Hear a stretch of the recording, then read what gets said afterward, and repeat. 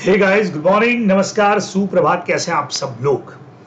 तो नवंबर 23 की आरटीपी पे हम लोग आज बात करने वाले हैं। बहुत जबरदस्त वाले कमाल धमाल वाले क्वेश्चंस आप लोगों को इसमें दे रखे हैं, तो बहुत बढ़िया तरीके से इसको तैयार करिएगा। काफी सारे नए पॉइंट्स यहाँ से अपने को पता लग सकते हैं और जो तैयारी आपने की है उसका रिवीजन बहुत बढ़िया तरीके से इस आरटीपी से हो सकता है। चलिए, तो बगैर कोई समय गंवाए बहुत सीधा सीधा सा मैं स्टार्ट कर देता हूँ यहाँ से।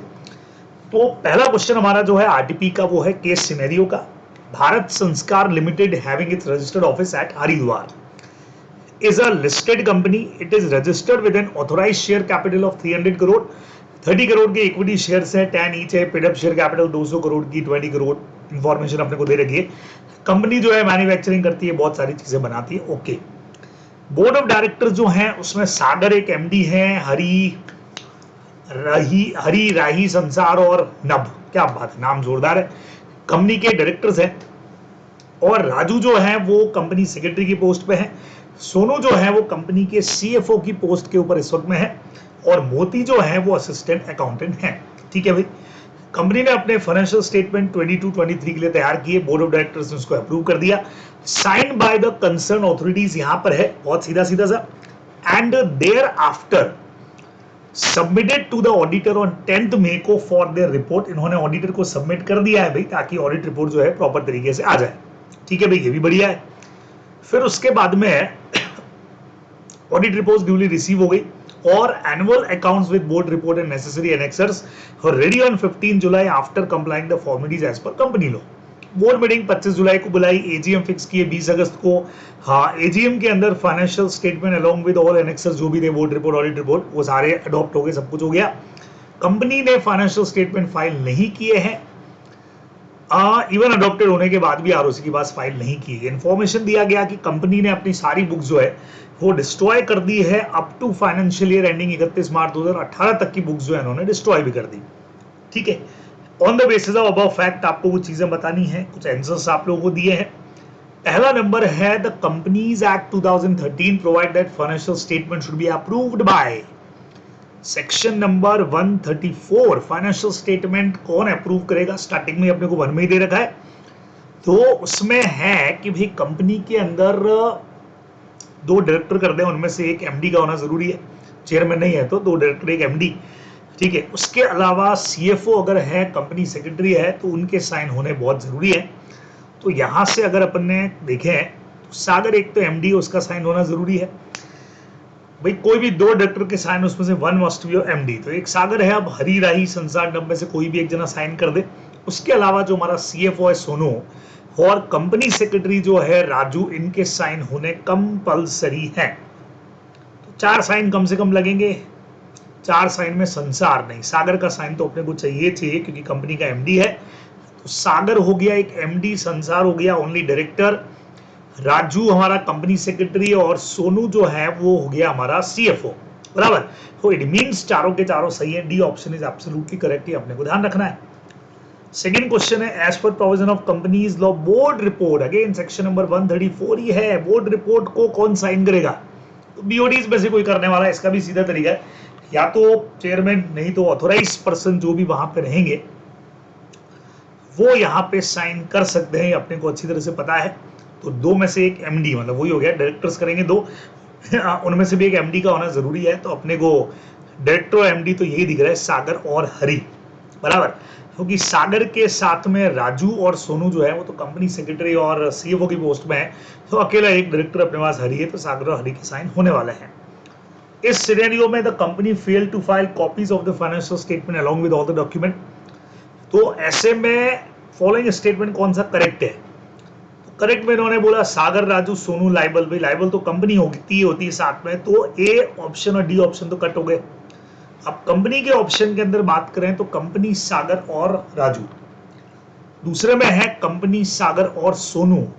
अब देखिए, सोनू यहाँ पे रिस्पॉन्सिबल हुए, सागर, ये कंफ्यूजन हो सकता है। सोनू और राजू हैं कौन भाई, ऊपर देख लिया जाए, साइन तो दोनों ने ही किए हैं, है ना। तो सोनू और राजू की अगर बात की जाए तो राजू जो है वो तो कंपनी सेक्रेटरी के ऊपर है, और सोनू जो है वो सीएफओ की पोस्ट पे है। हाँ जी, तो बड़ा ऑब्वियस है, C option is absolutely correct. Company liable होगी, मैनेजिंग डायरेक्टर तो होना ही होना है, और साथ ही सीएफओ हमारा जो है बेटर भी राजू को रेस्पॉन्सिबल भी करते, लेकिन सीएफओ का रेस्पॉन्सिबिलिटी पहले जरूरी है, इसलिए Sonu shall be liable for a penalty. हर का सी नंबर आंसर हमारा जो है वो जाने वाला है। Now as per provision of companies act, destruction सबको पता है कि भाई 8 साल से पहले की आप डिस्ट्रॉय कर सकते हो, 8 साल की तो संभाल के रखनी है, 8 ईयर 8% ईयर अपने को इसी के अंदर दिख रहा है, रिटेन करना पड़ता है आपको, तो भी option is absolutely correct, direct answer. ये तो अपने को यहाँ पे फोर्थ का जो है बी नंबर मिल गया। A method of interpretation which bring into effect provision for improving the condition of certain class of people who are under privilege or have not been treated fairly in the past। क्या बात है, पहले privilege नहीं थी, अब privilege देना चाह रहे हैं, पहले लॉ नहीं बना हुआ था, अब इनके लिए लॉ बनाना चाह रहे हैं। तो बेस्ट ऑप्शन हमारे पास में जो है बेनिफिशियल इंटरप्रिटेशन। सबको बताया, अपन ने पढ़ा हुआ है इसको बराबर से, तो वो अपने को वो स्ट्रीट वाला जो एक पॉइंट अपन लेते हैं तो वो इसमें काम आ जाएगा। फिन लिमिटेड ने 15% शेयर परचेज किए ओम लिमिटेड के 2018 में। 2020 के अंदर एक ट्रस्ट फॉर्म होता है यहाँ पे और for its employees and donated 15% share of Om limited along with ₹10 lakh to the trust and also become a trustee। ठीक है, तो विन लिमिटेड जो है उसने ओम लिमिटेड के शेयर हेल्ड किए और बाद में एज ए ट्रस्टी उन शेयर को ये होल्ड कर रही है। ये सब हो रहा है 18 में, और 18 के बाद ये हो गया 2020 में। 23 के अंदर ओम लिमिटेड ने एक्वायर कर लिए 51% शेयर, ओके 55% शेयर परचेज कर लिए विन लिमिटेड के कोई इन हाउस डील में। क्या सब्सिडरी कंपनी बिल्कुल होल्ड कर सकती है?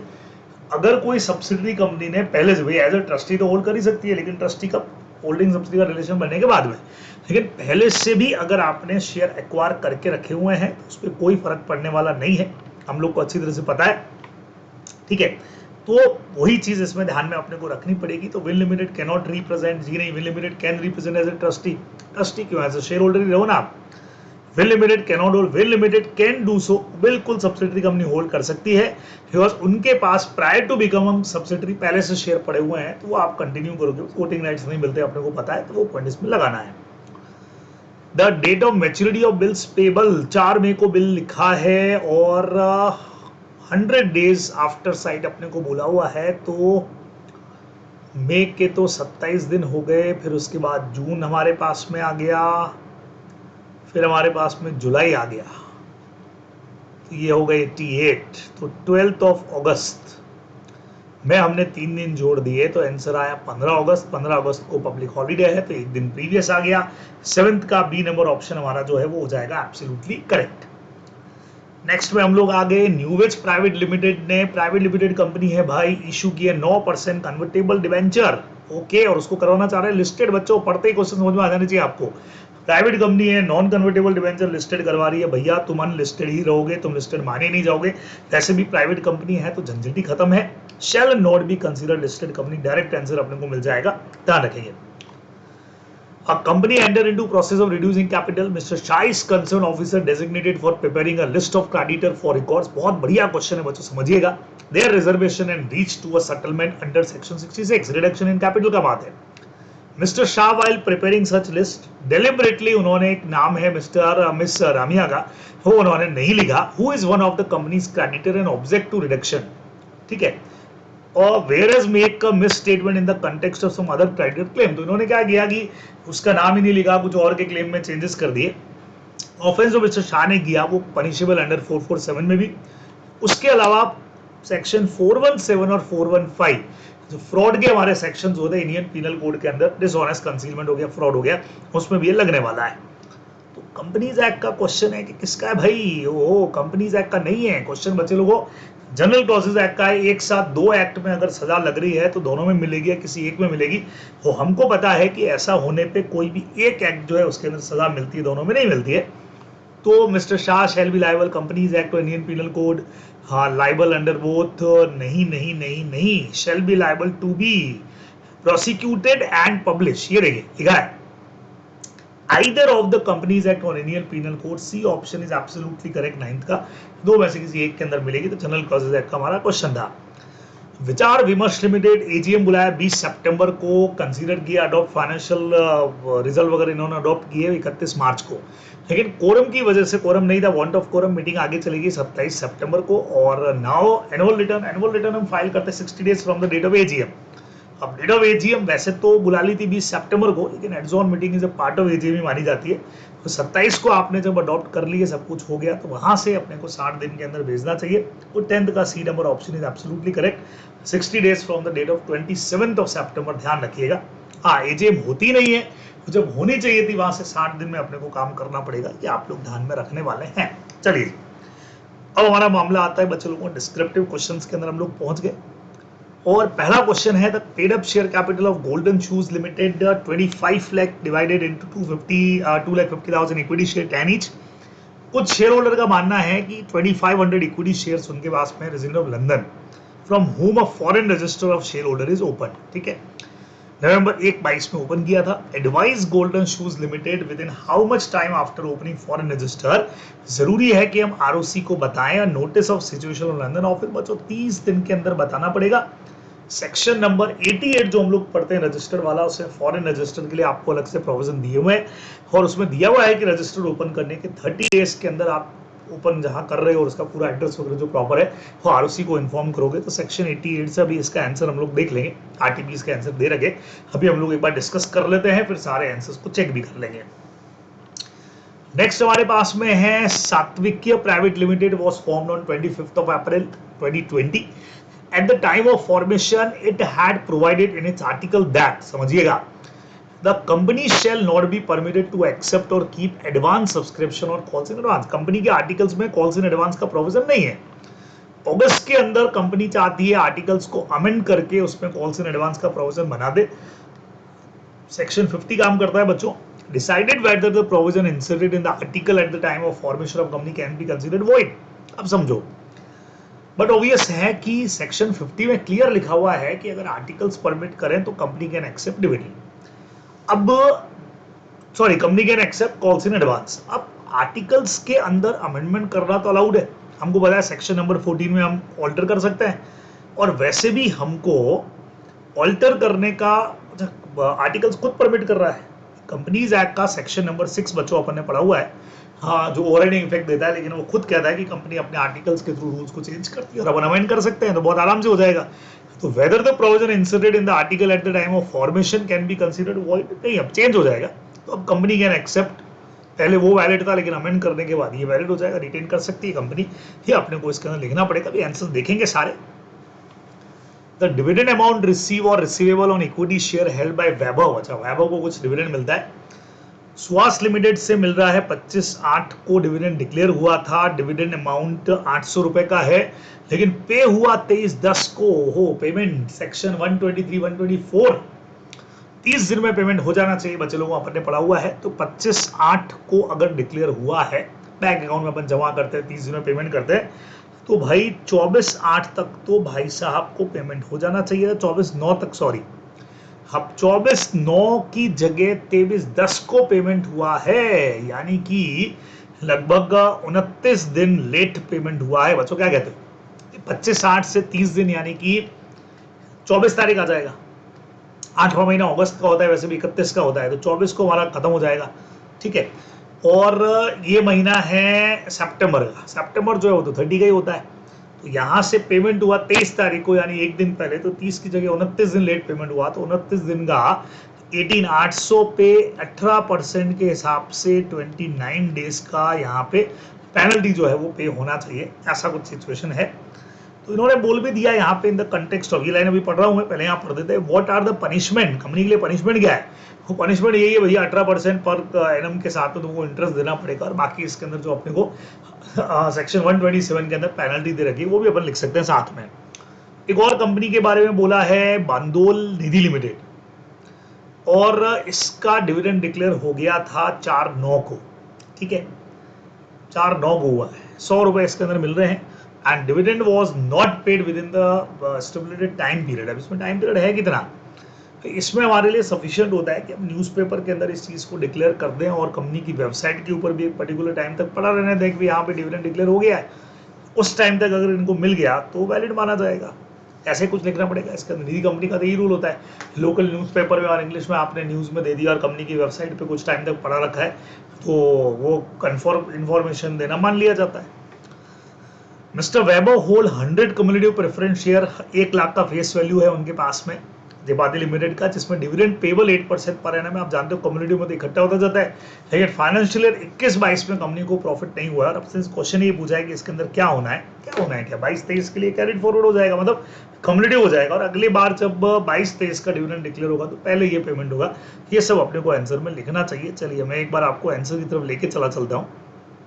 ये देखिए, पहला मैंने आपको कहा था सेक्शन 88 से आंसर जाना चाहिए। फॉरेन रजिस्टर का मीनिंग बढ़िया तरीके से समझा दो।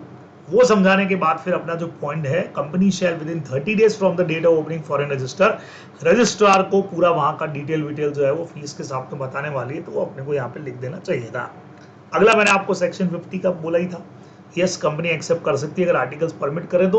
और जैसा मैंने कहा था, इन्होंने सेक्शन 6 इस्तेमाल किया, ये आपके लिए एकदम नया पॉइंट हो जाएगा। किसी का दिमाग ही नहीं चलेगा कि यार सेक्शन 6 यहाँ पे इस्तेमाल करना है, लेकिन आईसीए ने किया है सेव एज अदरवाइज वाला, जहाँ कंपनीज एक्ट को ओवरराइडिंग इफेक्ट दिए हुए हैं। ठीक है, ये देखो सिंपल वर्ड्स में लिखा भी है, अगर कोई और सेक्शन आर्टिकल्स को फॉलो करने की बात करता है तो फॉलो करो, अदरवाइज कंपनीज एक्ट को फॉलो करना है। यहाँ पे बिल्कुल आप आर्टिकल्स के थ्रू कर सकते हो, ठीक है ना। तो सीधा सा है कि that the company shall not be permitted to accept. आप इसमें देखिएगा, here in the given case articles जो है provide that company shall not be permitted to accept or call money in advance and accordingly such provision content in the article will prevail and can not be considered as void. मतलब ये provision आप पहले से बना के भी डाल सकते थे, और बाद में जो अमेंड करना चाह रहे हैं तो वो अमेंडमेंट भी आप कर सकते हैं, लेकिन पहले से बना के जो आपने डाला वो वैलिड माना जाएगा, बिल्कुल सही माना जाएगा। ऐसा नहीं कि वो वॉइड हो गया, कि आप लोग इसमें ध्यान रखेंगे, मतलब प्रोविजन वो भी वैलिड था और अमेंडमेंट के बाद वाला भी वैलिड होने वाला है। फिर अगला क्वेश्चन वही अपना 127 वाला बच्चों, अभी जो मैं आपसे बात कर रहा था, 30 दिन में पेमेंट करना, नहीं तो 18% रेट ऑफ इंटरेस्ट लगता है। ठीक है, और निधि कंपनी के लिए पनिशमेंट का अलग सीन है, वहां तो क्लियर दे रखा है कि ये देखिए, ये पिछली बार भी क्वेश्चन आ चुका था, बढ़िया पॉइंट था। In case of dividend payable to a member is ₹100 और लेस, और यहाँ 100 रुपये ही था, it shall be sufficient compliance of the provision of the section 127 if the declaration of the dividend is announced in the, ये देखिएगा बहुत clear बोला है भाई। सफिशिएंट क्या होता है कि डिक्लेरेशन हम जो करेंगे लोकल न्यूज़पेपर के अंदर दे देंगे, वाइड सर्कुलेशन के अंदर हो, हाँ, और उसको नोटिस बोर्ड पे भी कम से कम निधि कंपनी के 3 महीने हम लगा करके रखेंगे, तो हमारी तरफ से सफिशिएंट कंप्लायंस मान ली जाएगी। तो सुहास लिमिटेड के अंदर जो मैंने आपको कैलकुलेशन करके बताई, आप देख सकते हैं यहाँ पे पूरा इन्होंने कैलकुलेट किया। ये देखो 800 पे 18%, 29 डेज का ये हो गया। और जहां तक निधि कंपनी की बात की जाए तो चूंकि 100 रुपये ही है, तो हमारा provision as it is apply हो जाएगा, और अगर कंपनी ने कंप्लायंस कर दी है तो फिर ये पेमेंट बिल्कुल वैलिड माना जाएगा, और नहीं तो फिर पनिशमेंट लगेगा। ये अपने को ध्यान में रखना है। तो ये क्वेश्चन कुछ दिया नहीं है, तो अगर पूरा कर दिया है तो नो पनिशमेंट, अदरवाइज पनिशमेंट लगेगा। और एक पार्ट इसका और था कम्युलेटिव प्रेफरेंस शेयर वाला, तो बहुत क्लियर था, जहां पे कम्युलेटिव प्रेफरेंस शेयर्स हैं तो वहां पे इनसफिशिएंसी ऑफ प्रॉफिट अगर है भी तो प्रॉफिट इकट्ठा हो जाएगा। डिविडेंड ऑफ कम्युलेटिव शेयर जब तक, क्योंकि जब तक इनको पेमेंट नहीं होगा तब तक इक्विटी वालों को नहीं हो सकता, तो 21-22 वाला जो है वो आगे वाले 22-23 के लिए कैरिड फॉरवर्ड हो जाएगा। देखो क्लियर बोला हुआ है, ये अपने को प्रोविजन ऑफ अकाउंट्स के अंदर भी पढ़ते हैं, तो बहुत आराम से आप कर सकते हैं। ठीक है ना, तो यहाँ तक के क्वेश्चंस मैंने ऊपर से डिस्कस किए थे, तो वो हमने उनके आंसर्स भी देख लिए। आइए वापस से आते हैं क्वेश्चन नंबर 14 पे हम लोग चलते हैं।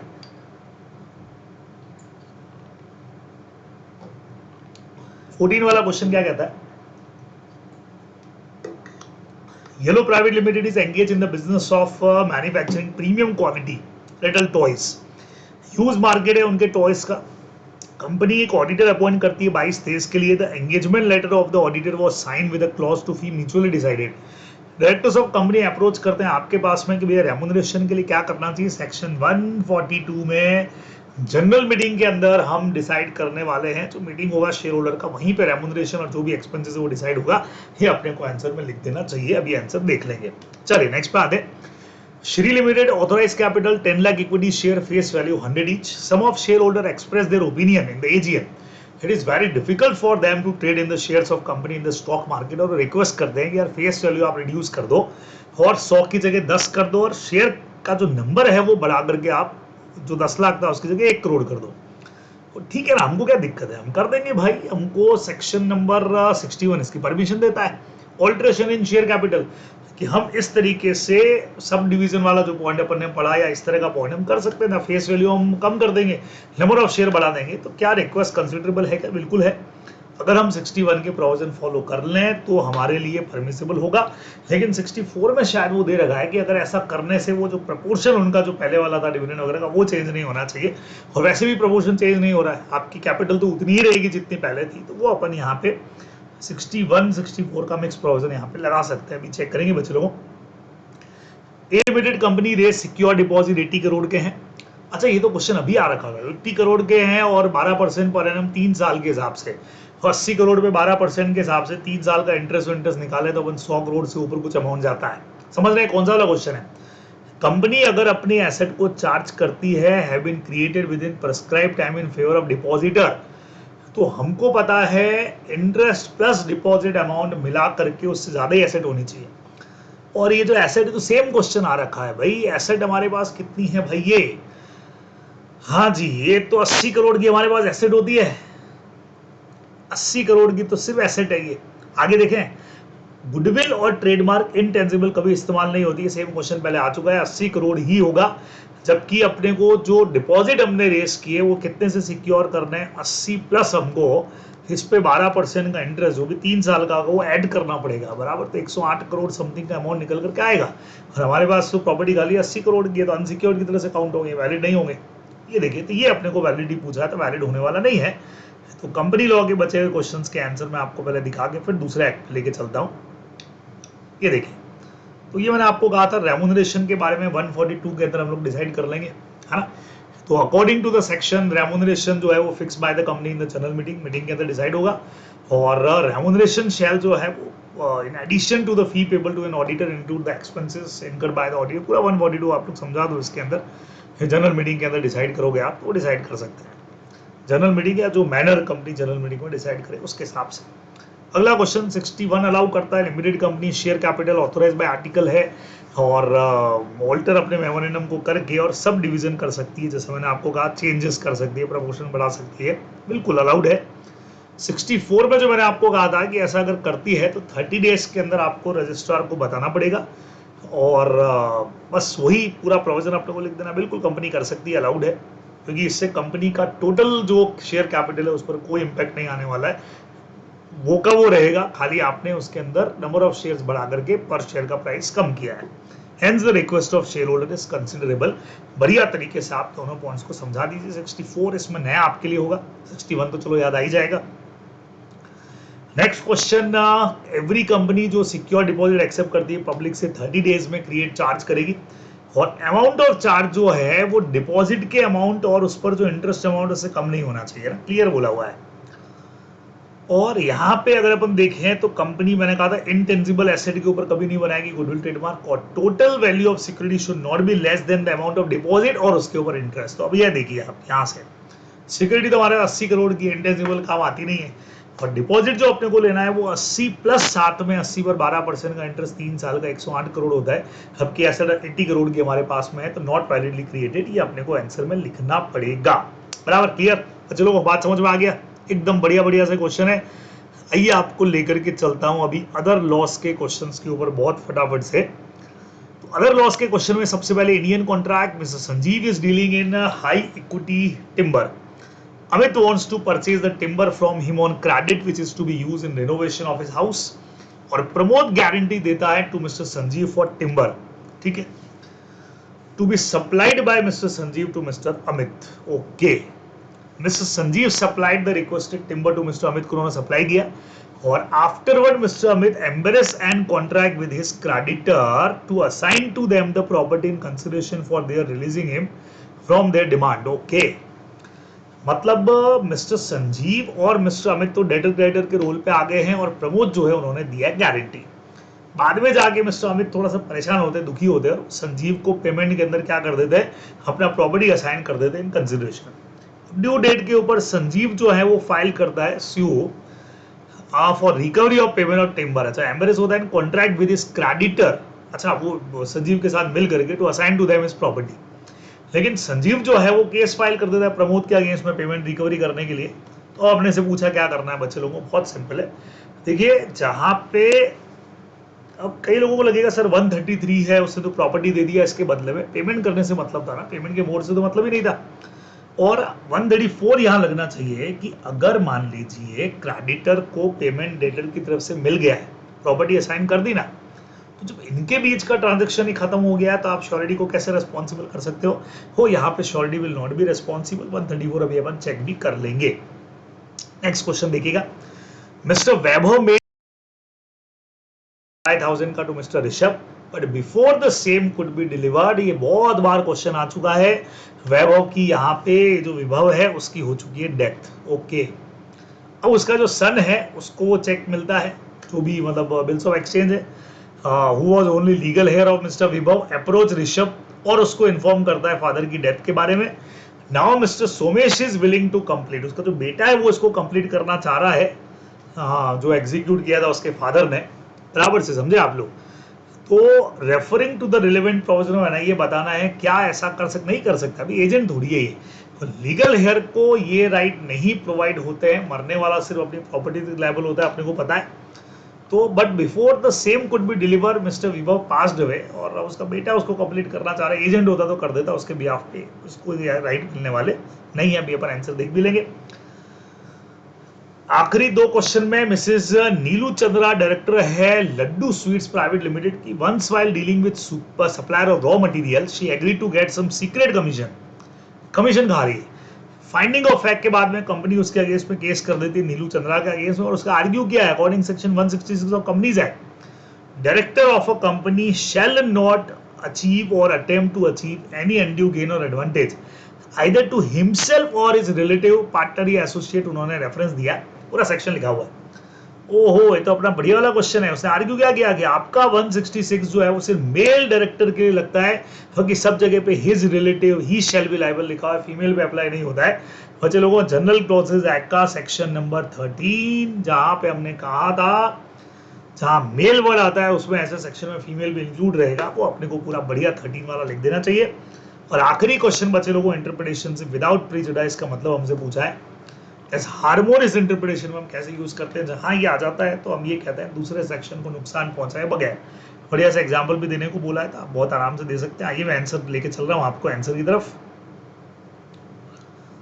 और जैसा मैंने कहा था, ये देखिए 134 श्योरिटीज डिस्चार्ज, अगर कोई भी क्रेडिटर और डेटर के बीच में कॉन्ट्रैक्ट हुआ जहां डेटर रिलीज हो रहा है या क्रेडिटर उसको फ्री कर रहा है तो डेटर भी फ्री हो जाएगा, तो उस केस में हमारा श्योरिटीज आल्सो डिस्चार्ज, और यही इस केस के अंदर हुआ है। तो संजीव यहाँ पे प्रमोद को क्लेम नहीं कर सकता, 134 के बेस पे आपको आंसर देना चाहिए। एनआईए में देखिएगा बढ़िया क्वेश्चन है, the legal heir of a deceased person cannot negotiate by delivery only. मरने वाले का लीगल हेयर डिलीवरी देकर के उसको कंप्लीट नहीं कर सकता। Promissory note, bills of exchange, a cheque payable or endorsed by डिजीज बट नॉट डिलीवर। भाई एंड्रोस डिजीज ने कर दिया लेकिन डिलीवर नहीं किया तो 57 कहता है लीगल हेयर को करने का राइट नहीं है।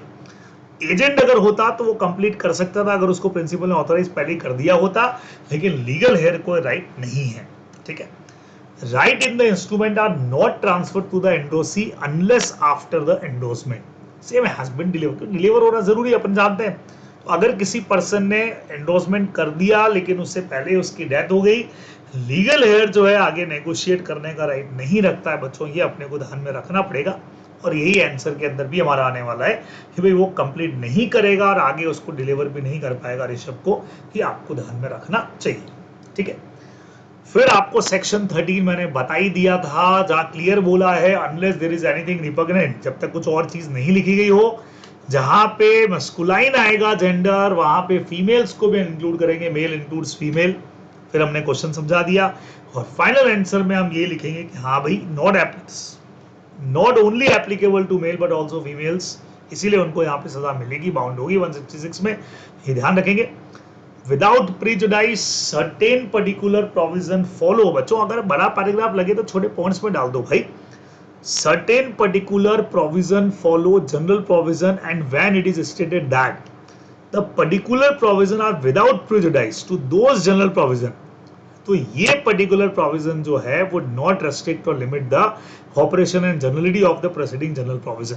इन other word, the particular provision shall operate in addition to it. ये उसको डेरोगेशन नहीं कर रहा है, जनरल प्रोविजन को उड़ा नहीं रहा है, सिर्फ उसको सपोर्ट कर रहा है विदाउट प्रीजुडाइस, बिना उसको नुकसान पहुंचाए।